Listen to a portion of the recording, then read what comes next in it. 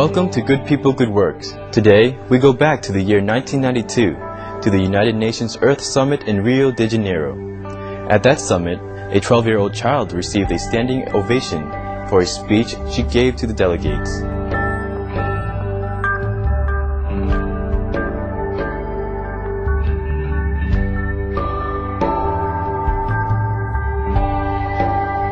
She is Severn Suzuki. On today's program, we will look at Severn Suzuki, the young environmental activist, speaker, television host, and author.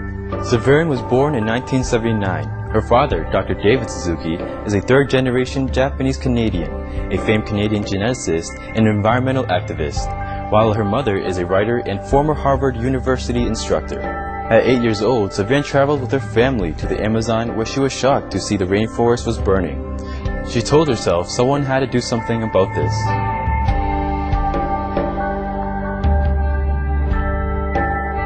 When she was 9, she and a group of like-minded friends formed the Environmental Children's Organization, or ECO, which was a small group engaging in learning and teaching other children about environmental issues. In 1992, the first Earth Summit was held in June in Rio de Janeiro. Severn and her friends decided to go to Brazil to do something for the world.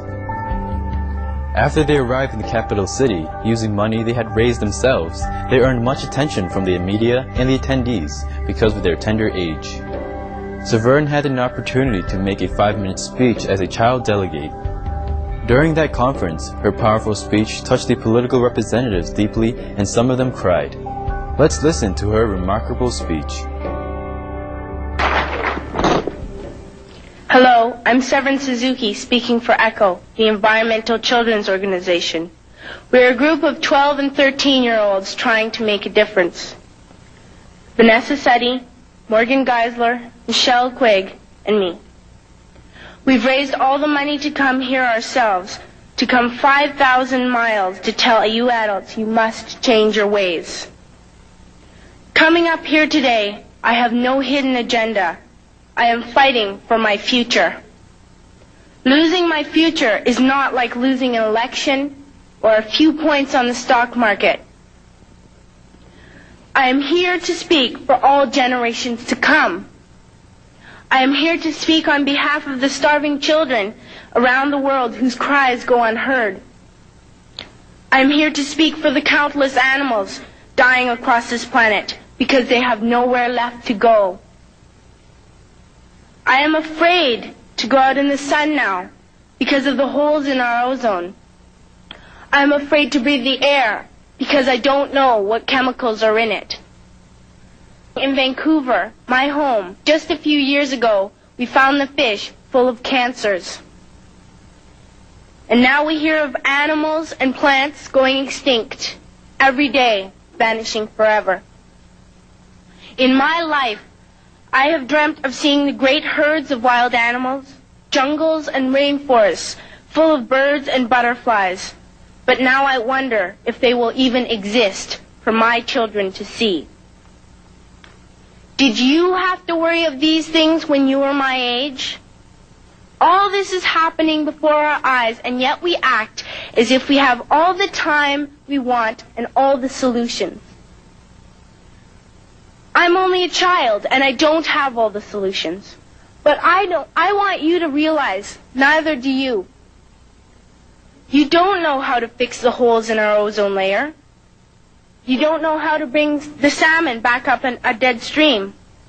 You don't know how to bring back an animal now extinct. And you can't bring back the forest that once grew where there is now a desert. If you don't know how to fix it, please stop breaking it. Here, you may be delegates of your government, business people, organizers, reporters, or politicians, but really, your mothers and fathers, sisters and brothers, aunts and uncles, and all of you are someone's child. I'm only a child, yet I know we are all part of a family. 5 billion strong. In fact, 30 million species strong. And borders and governments will never change that. I'm only a child, yet I know we are all in this together. and should act as one single world towards one single goal.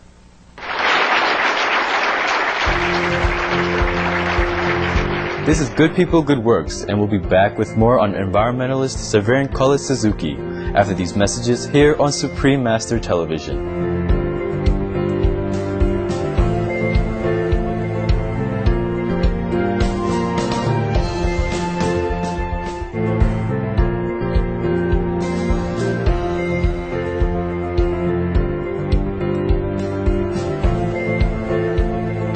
Welcome back to Good People, Good Works, and today's show on the young environmentalist Severin Suzuki. After the Earth Summit in 1992, Severin received worldwide attention.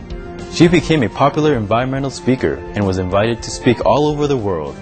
Her audiences range from adults to elementary school kids. Severin often speaks on the necessity of defining our values, acting with the future in mind, individual responsibility, and listening to children. She is passionate about encouraging people to take steps to a more sustainable, responsible, and healthy life. As an accomplished television host and presenter, Severin has participated in many programs in Canada, the US, and Britain, such as Suzuki's Nature Quest, a children's television series that aired around the world on the Discovery Channel.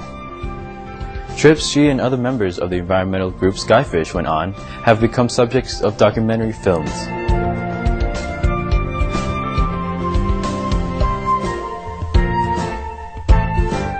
Their trip to the UN World Summit in August 2002 was aired on CBC's long-running documentary series.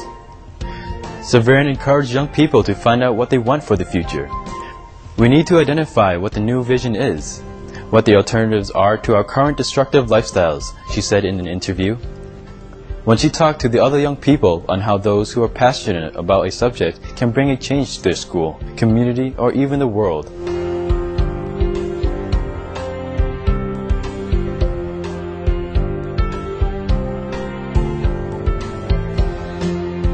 She used the examples of her own life to show them. I know change is possible because I am changing, still figuring out what I think. I am still deciding how to live my life. Holding a Bachelor of Science in Ecology and Evolutionary Biology from Yale University, Severin was interested in the connection between environmental health and human health. In Severin's view, the environment cannot be separated from other issues, such as economy and even happiness. She believes that the environment is the system that includes everything that surrounds us. To achieve a sustainable development, all the aspects related to environment should be taken into consideration. Severin believes the real environmental change depends on people themselves. As Gandhi said many years ago, we must become the change we want to see. Severin likes to talk about individual responsibility during her speech. She believes each person, even a child, can contribute to a better world and be a role model for other people. We have to focus on what our own responsibilities are and how we can make the change happen, she said. Things can only get better through a lot of little habit changes.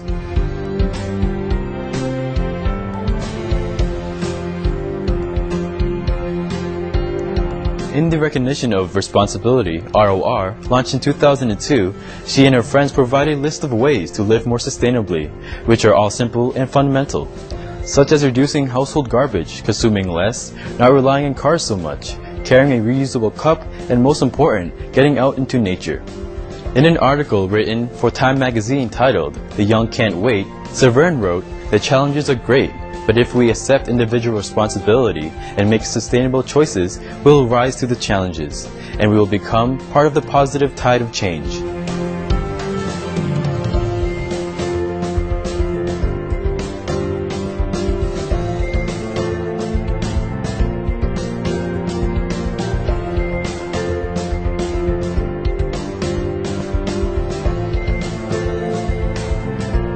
Thank you for your environmental efforts for our beautiful planet, Severin. And eco-friendly viewers, it's been a joy as always to have you with us today. Tune in every Sunday for Good People, Good Works, here on Supreme Master Television. Please stay tuned for the world around us, up next after noteworthy news.